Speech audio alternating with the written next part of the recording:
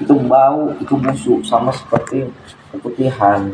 Nah itu kan bukan termasuk haid. Kalau kita haid, ya kita nggak mengqadha sholat. Tapi kalau itu yang keluar, bagaimana? Nah itu cukup kita bersihkan saja. Ketika kita mau sholat, cukup kita bersihkan. Kita istinja, kemudian kita wudhu, kita sholat, boleh.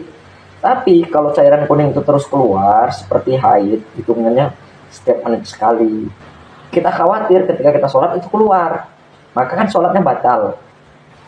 Berarti dia tidak sholat, tidak masalah. Tidak sholat tidak masalah, tapi dia harus mengqadha sholatnya. Cara mengqadha sholat itu mengganti sholat, sama seperti mengganti puasa. Cuma kalau kita mengganti sholat itu, contoh sholat maghrib yang kita tinggalkan, kita menggantinya di waktu sholat maghrib pula. Jangan mengganti sholat maghrib di waktu sholat asar, atau mengganti sholat maghrib di waktu subuh. Nggak ada. Sholat itu kewajiban yang udah ditentukan Allah waktu-waktunya. Jangan kita sholat zuhur di waktu isya, jangan kita sholat subuh di waktu maghrib. Kita mau mengganti sholat kita, silakan. Kita mau mengqadha sholat kita, sholat maghrib, kita qadha di waktu maghrib. Selesai kita sholat maghrib, kita sholat lagi untuk mengqadha sholat kita yang selanjutnya. Oh, ini saya mau mengganti sholat maghrib saya kemarin yang ketinggal, boleh. Sebenarnya itu bukan kasus untuk ini aja. Kalau pasca menstruasi, apa kata suatu itu atau cairan kuning itu keluar, enggak. Orang-orang yang meninggalkan sholat itu tanpa sengaja maupun dia sengaja, pada masa itu dia sengaja, nantilah.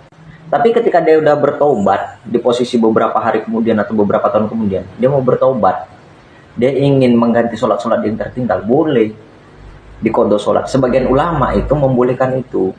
Cuma perlu kita ingat, namanya ilmu fikih, ilmu syariat ini, itu ndak ada satu ulama tentang kasus itu satu pendapat, ndak ada.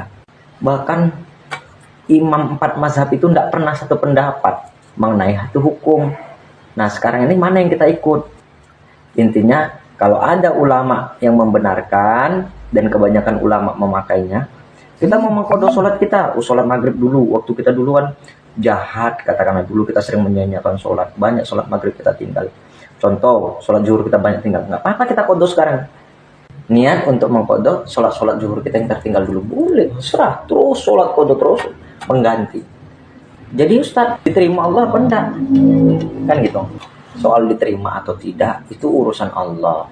Urusan kita tuh hamba itu, ya cuma menjalankan aja.